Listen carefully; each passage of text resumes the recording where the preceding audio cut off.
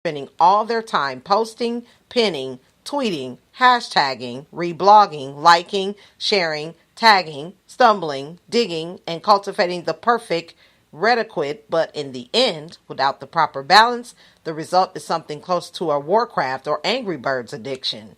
Time down the memory hole. It's easy to forget that not everyone hangs around on these networks, and even if they do, they're often turned into only what their personal perpetual filters will allow, not something new. It's important to keep your communication skills in tip-top shape, to send actual conversational emails, make phone calls, and speak with promoters in person.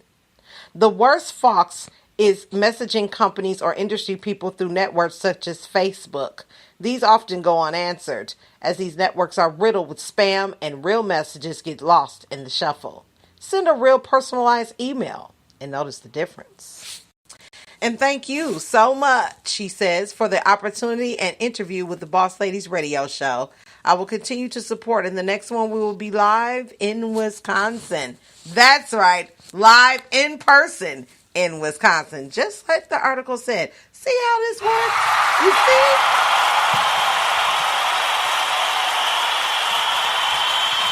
That's how you do it. Professionalism matters. And we appreciate you, and we would love to have you back for a second appearance.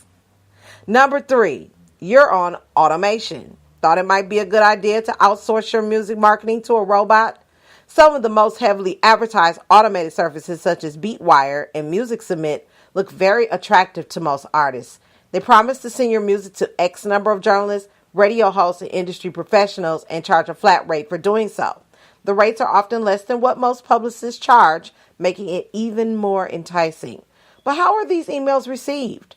For one, most journalists and bloggers receive dozens, if not hundreds, of real emails daily from promoters, labels, and artists who either wrote the message personally or at least prepared a proper email and clicked the send button.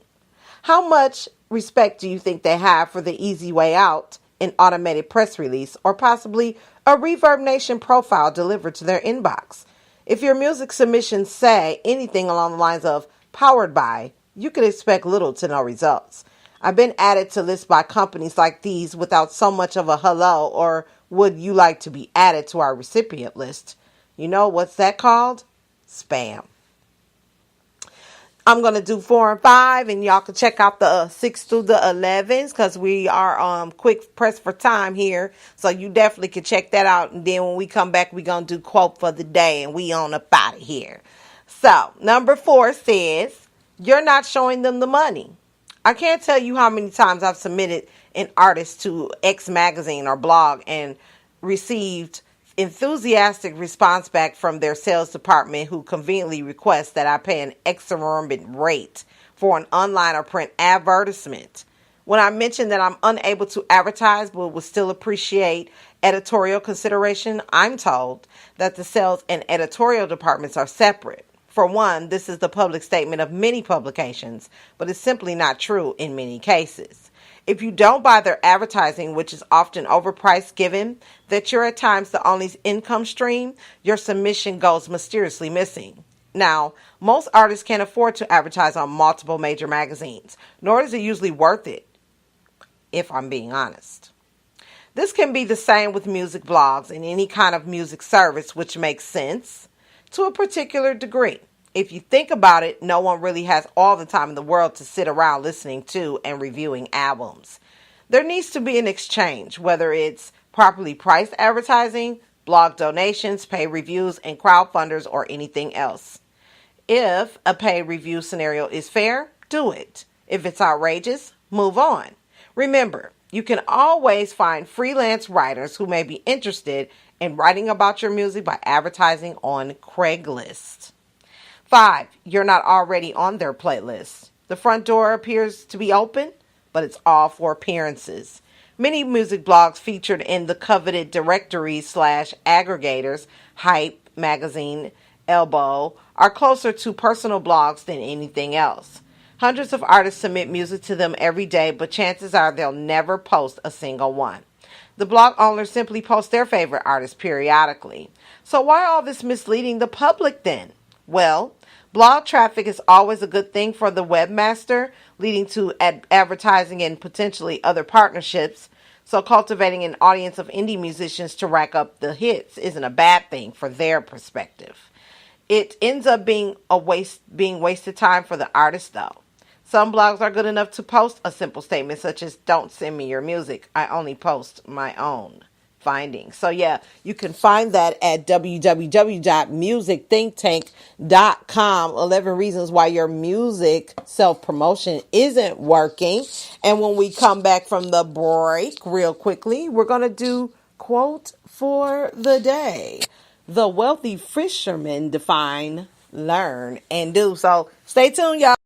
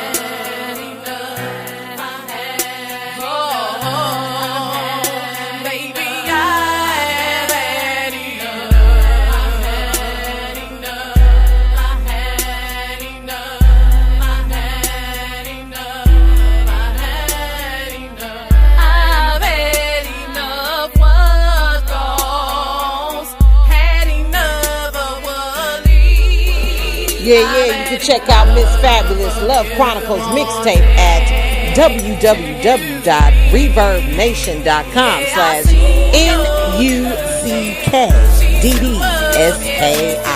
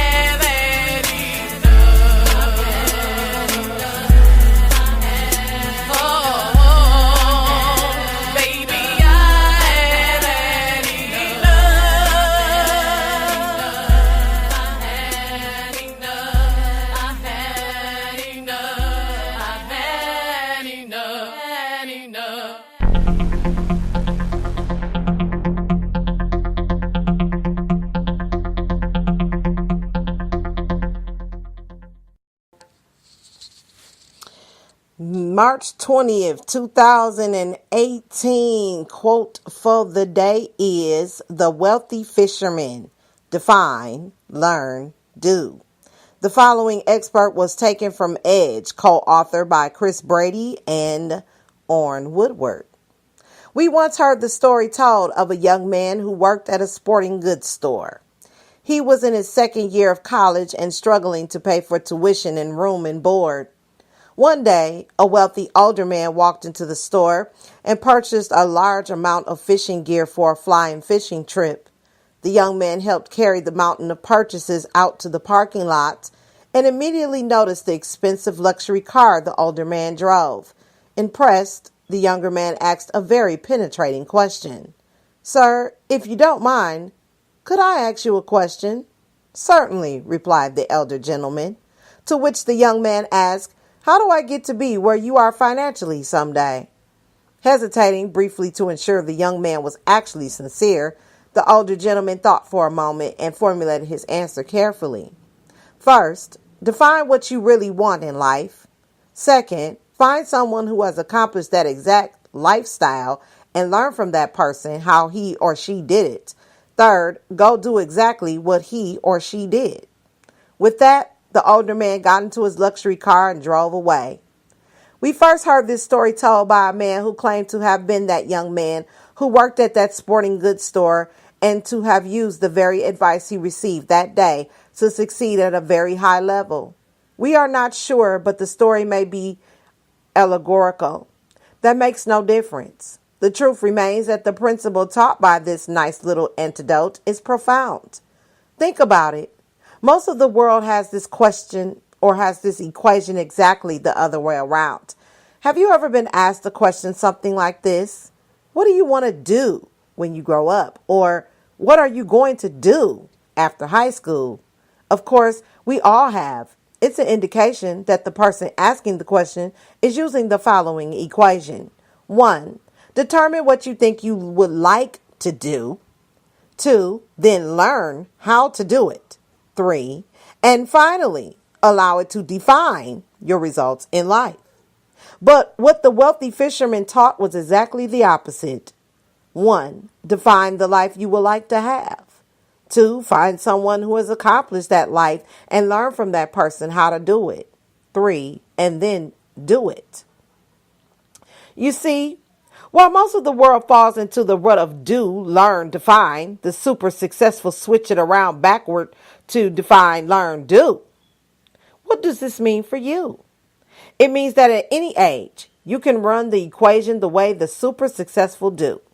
You can define the exact life you like to live. Such a definition should be very specific, very exciting, and cover many categories, such as financial rewards and lifestyle, contributions to society and charity, involvement in community groups and church, family relationships and love, even down to things like where you like to live and how you like to be remembered. The list is really endless and as individual as each person is unique. However, very few people will take the time to truly define where they want to go in life. But for those who do, it throws the equation of how to live entirely upside down. Try it and see if it isn't liberating to do as the late Stephen Covey taught, to, quote, begin with the end in mind, end quote. Define how you like to live right now to the very detail. Be in tune to any calling you feel on your life. Pay attention to any natural affinities or talents you possess. Package these all together to the best of your ability into a vision for where you like to go with your life. Only then, and we mean only then, should you move on to the next step, which is also profound. The next step is to find someone who has succeeded in achieving a life much like the one you now envision for yourself. This may be difficult, but don't give up. Usually successful people are the type who are constantly on the lookout for people to help, and they almost always appreciate it when they come across someone who is eager to become like them. So look around and see if you can find mentors in key areas of your life who have achieved the types of results in these categories you like to accomplish yourself. Learning from such people is absolutely priceless. This is because they will think and act very differently from everyone else. And usually in life, you are forced to spend a lot more time with the everyone else's than you are those who have achieved the stellar results of which you are dreaming. Ultimately, you will think and behave a lot like the people you hang around the most. So take the